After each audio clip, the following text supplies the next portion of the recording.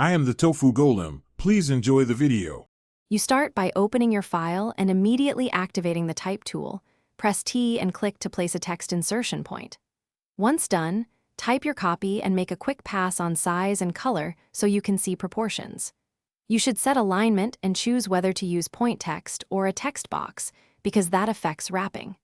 Make sure to keep the character and options bars visible so the next steps are fast and predictable. Now you refine the look by choosing a font. Open the character panel for precise control. You can preview fonts by selecting your text and scrolling the font drop-down, which shows live previews, so you see how each face affects spacing and tone.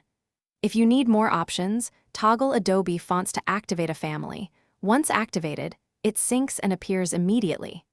Make sure tracking, kerning, and leading are adjusted to keep the text readable and aligned with your design. Finish by locking your choice.